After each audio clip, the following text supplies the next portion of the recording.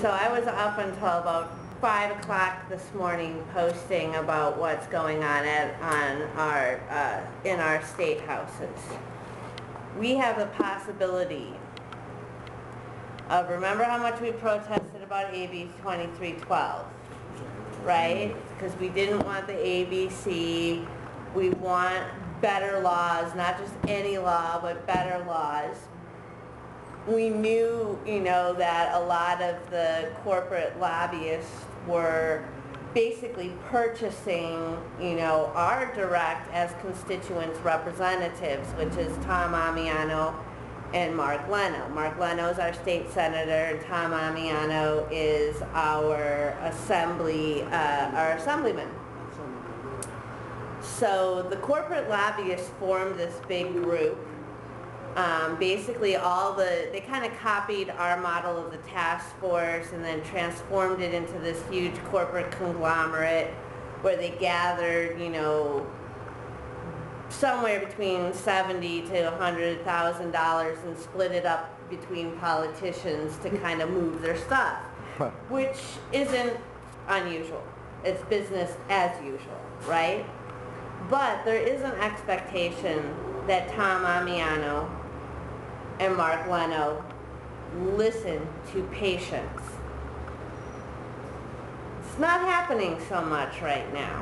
What we've got is a situation because of when President Obama came out with, and Eric Holder came out with a statement regarding needing robust regulations.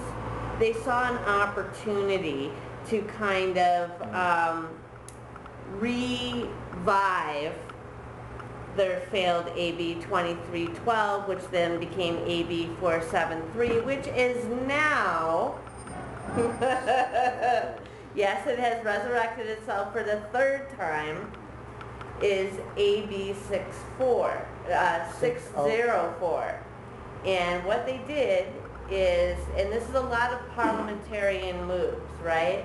So they took basically a bill that had already gone through the assembly. So it's already gone through all the committees and all of the etc. They scooped out the insides of it, put in another bill that puts the alcohol beverage control in control of permitting. And it also requires anybody who sells any medicine to get a state permit. Now the issue with that is that it breaks apart the person who, it doesn't work in reality, okay? It doesn't work on the street. When you make law, you want it to actually have the mechanics to function and fix the problem that you're trying to address. All this does is make a huge, probably millions of Californians outlaws if they don't go and register. And it basically uses the definition of caregiver. If you're not, if I'm growing for Denise, and we have a little garden together, let's say, me and Denise do, then we have surplus medicine from our projects. We're really happy with our project. We have surplus medicine. We want to cover our overhead costs, and we've shared everything that we can with our friends and etc., right? And we just want to cover our overhead costs, so we, as patients, used to be able to take our medicine to our favorite dispensary and say, here's, a pound extra that, as a patient I grew in my patient garden, are you guys interested in this? Well, that can no longer happen. You need to go get a commercial license. And my whole problem with this is that the commercial license is $5,000. So now every single collective that's a retail collective is going to have to get permits for every baker, hash maker, trimmer, employee, etc. And so even though the permit for the retail facility itself is only $5,000, everybody else that you need to permit could make it a lot of resources that the community is going to have to get together and give over to the alcohol beverage. Now, just like last time, we were critical of, oh, you want to set up this board that's not accountable to anybody. Once again, they want to put a medical marijuana division inside the alcohol beverage thing.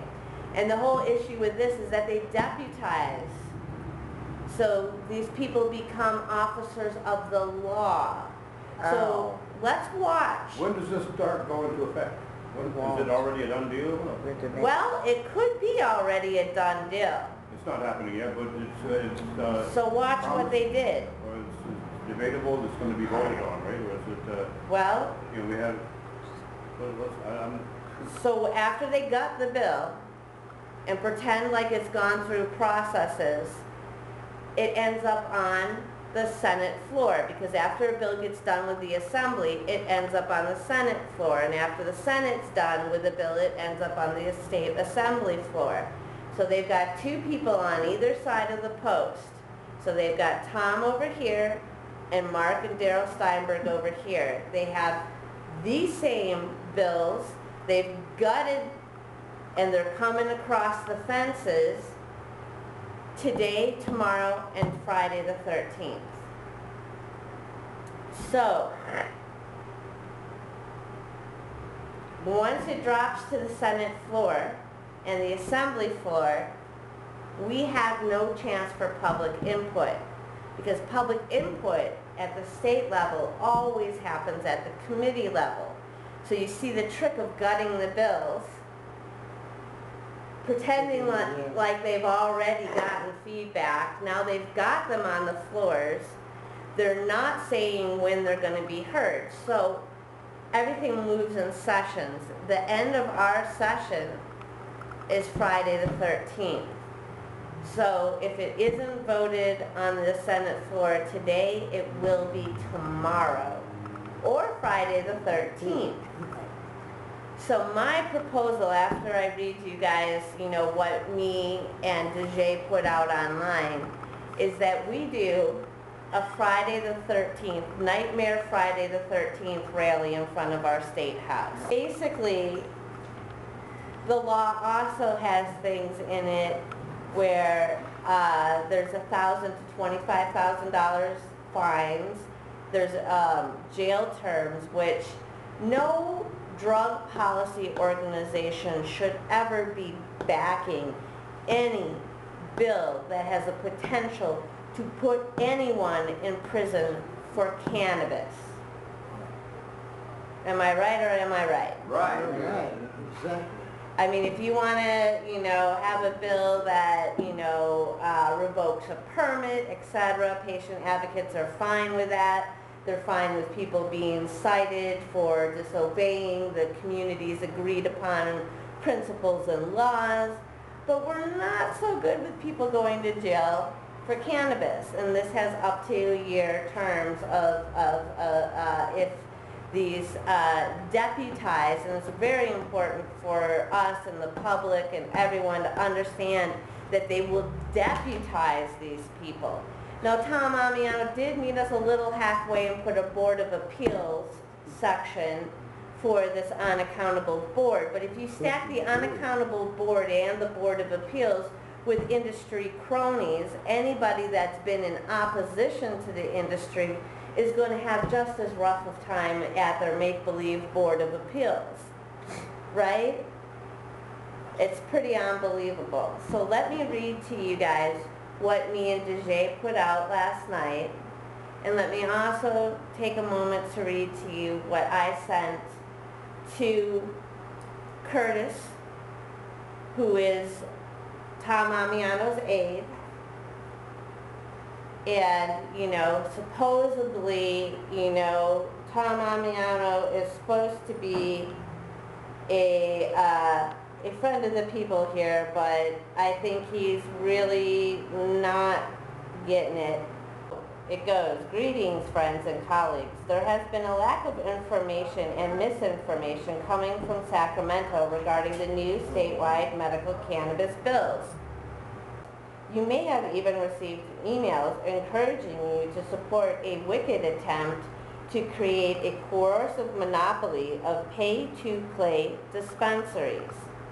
Last Friday, we learned Assemblymember Tom Amiano had completely gutted a bill, AB 604, and inserted an amended version of his bill defeated earlier this year, AB 473, the seed-to-sale regulation program.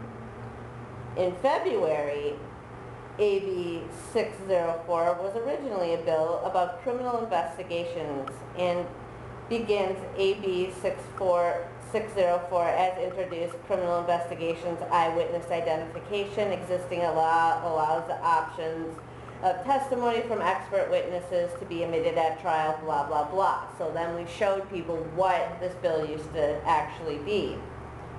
As of September 6th, my frickin' birthday, AB 604 is now AB 604 as amended Amiano Medical Cannabis State Regulation and Enforcement. Interestingly, a bill that was about apples in February has been completely gutted and turned into an orange without ever having to go back into the Assembly for approval. Amiano has handed the orange over to the Senate for a vote in the 11th hour. The session ends this Friday. The bill is a seed-to-sale registration program requiring that all persons involved with medical cannabis be permitted by the state. This bill would enact the Medical Cannabis Regulation and Control Act and would create a division of medical cannabis regulation and enforcement within the Department of Alcohol, Beverage, and Control, would grant the department exclusive power to register persons for the cultivation, manufacture, testing, transportation, distribution, and sale of medical cannabis. Now there's a couple words in there that we need to be clear of. Storage, transportation, distribution. So distribution does not, that means free medicine as well. Storage means storage. Transportation means transportation. So, can you let Archie in? So now you have a permit for the person distributing, a permit for the person manufacturing, which means the person that bakes, the person that trims, the person that, do you see what I'm unveiling? Several members of any patient community now, whether, you know, no matter how you slice it. Communities like ours, communities like the Women's Alliance for Medical Marijuana in Santa Cruz, Sweet Leaf Collective, every single stop in the link in the chain of events to bring medicine into fruition and be able to share it will be permitted. Then it goes on.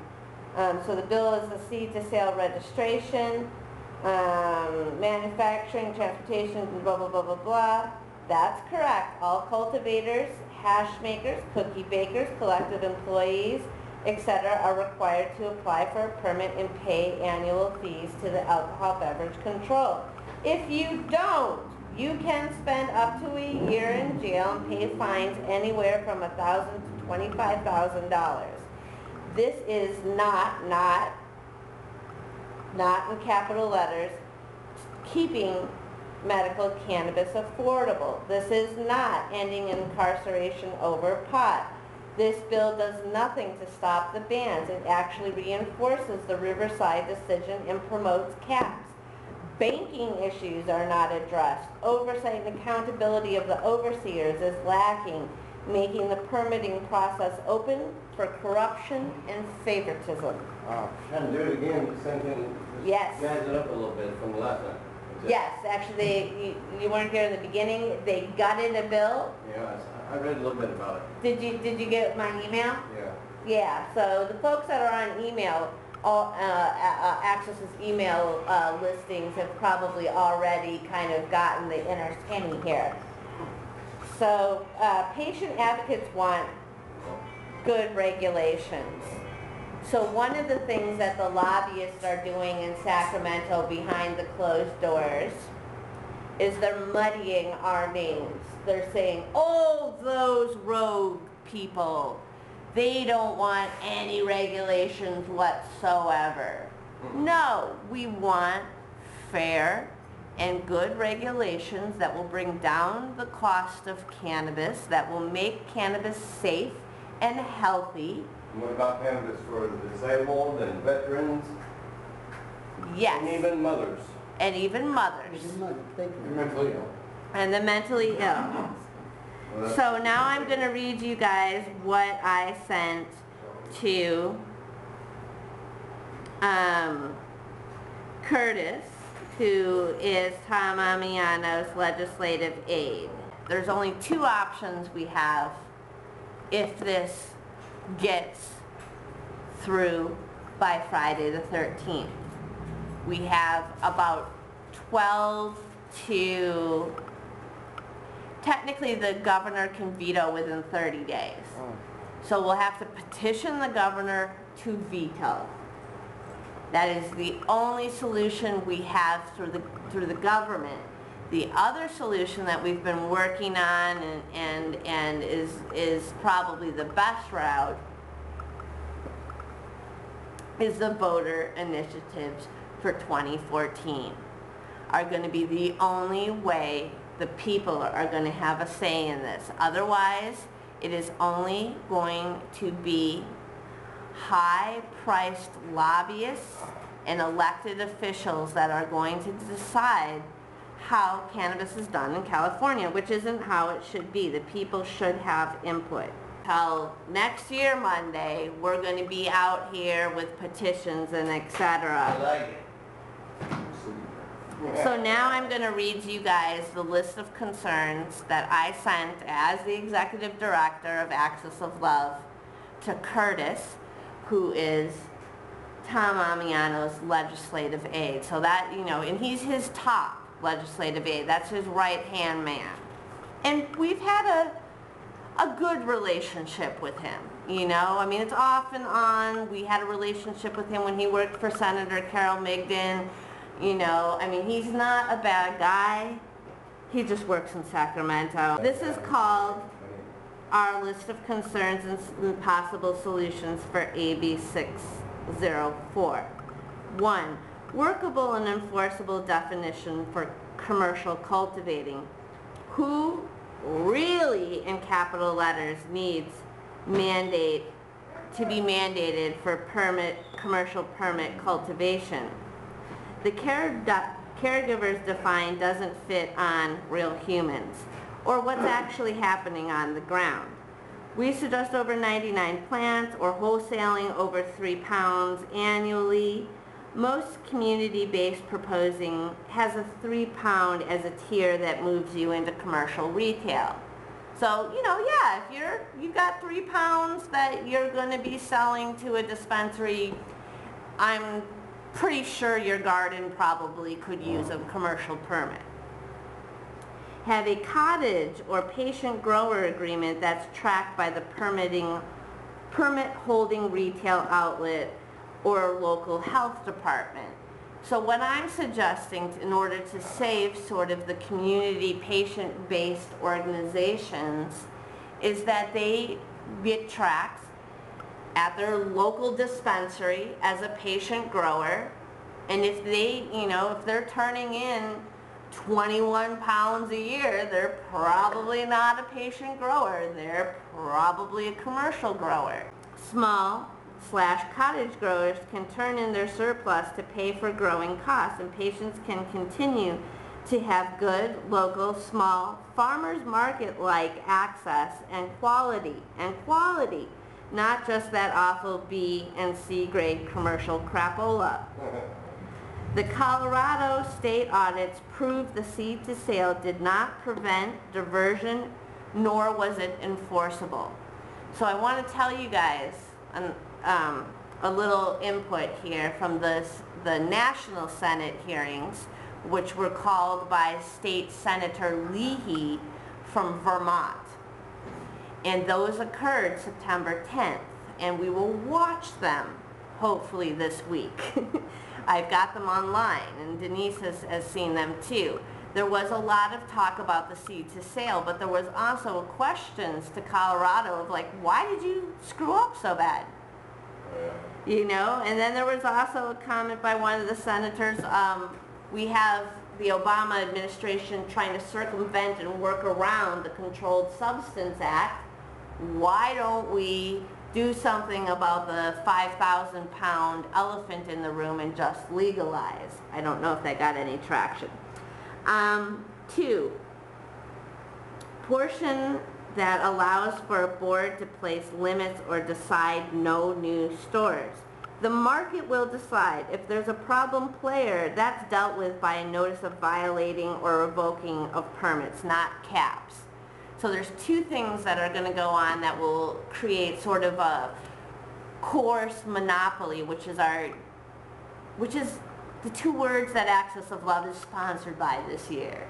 Coercive monopoly means using the government to prevent other people from being able to fairly enter the permitting process. So there's 2 points that this bill allows a coercive monopoly. 1, they do nothing to address the state Supreme Court's decision that cities and counties could just decide to ban. And 2, it allows this appointed, unaccountable board of deputized peace officers called the Medical Marijuana Division of the Alcohol Beverage Control to decide if there are too many, you know, if the area is saturated. Now, we here in San Francisco know exactly which lobbyist that comes from. We've been dealing with it for over 2 years. There are lobbyists in San Francisco, particularly some right next door to us. We are located right next door to Spark, for those of the people that will be watching this later. They don't want any new permits in Soma. They don't want any new permits, you know, near where they're located. They want to have sort of territorial control over a neighborhood and etc. What I want to know is, how does that make you any different than the guy on the corner, other than the fact that you have money? You're still kind of like the crack dealer on the corner who doesn't want anybody else on his corner. That all these liquor stores and everything around here, not just here in San Francisco, but all over Southern California and Northern California. That's all I'm going to say. Yeah, well, same in Texas. everybody, I think it's almost common knowledge that they are extremely corrupt. Yeah. I will tell you that. Yeah. I don't think you get that much power to down to eventually end up for us. Right, but I mean, there's media stories that you can look up online about them closing down clubs and etc. for political purpose. And I'm talking about clubs like nightclubs that serve alcohol. And my whole point is, yeah, you need the ABC to have some policing power, because alcohol is a dangerous drug. Cannabis is not. There was only one good lobbyist at the table, and that was our friend Lynette from Sacramento. And that's the only reason patients are even knowing what's going on. We only could get one person into the room with how many lobbyists?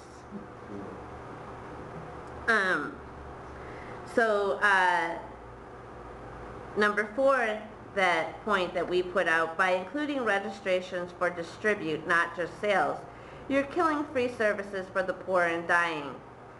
Must include variance or fee waiver for charity orgs, like Women's Alliance for Medical Marijuana and Access. Number 5, ABC, mandate the health department. ABC is fine and dandy for adult cafes. So I'm totally fine if they legalize having ABC be the one that goes out to the recreational, you know, sort of adult cafes, cannabis nightclubs, and make sure everything's kosher. Exactly. But this is medical. And this is what gives the cops the bullets to state you're just using medical as a fig leaf. So when I was up in Sacramento last time, me and Mike Goldman and Lynette Davies and Sacramento Normal, which is an independent chapter, a few people got up and opposed this last time. And when we were up there, we got to listen to the concerns of the law enforcement lobby. And what they said is what you have here is a bill that's actually about adult legalization, and ABC is corrupt. Thank you. That's what the cops said to the assembly. So now you're going in with the same thing, and believe me, John Lovell is going to get up and say the same thing, and he is the top lobbyist for law enforcement in California. So I say when Kona and Shona, Kona is the California Narcotics Officer Association, and Shona is me, agree on something, that's going to happen once in a lifetime. And they should probably take notice. Patients and cops just say no to ABC. And don't tell me you can't mandate the health department. Tough love. We like the Board of Appeals addition, but how are they appointed? I am secretly afraid all the wrong people think they're going to be hired by the state and get paid while closing out their competitors. I hope that's paranoia. Number 7, no mention of mandate of compassionate care or tax credit or free services. 2 good examples. Washington, D.C. law mandates the care for a portion of low-income patients and seniors and veteran discounts. Chairwoman Yee, who is our chairwoman of the Board of Equalization, which is the tax board, she has a proposal for not taxing hospice care. Colorado collectives give free meds to families with catastrophically ill children. Made popular knowledge by Dr. Sanjay. Let me ask you again, why Tom, the father of Healthy SF, is not looking out for patients who are unable to buy their medicine? So medical cannabis is only for those that can afford market rate? Most Access members, after they pay their rent with either their vet or disability check, have less than $25 for the rest of the month.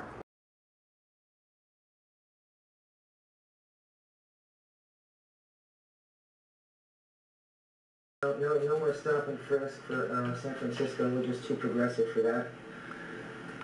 So that was the news a couple days ago. No more stop and frisk.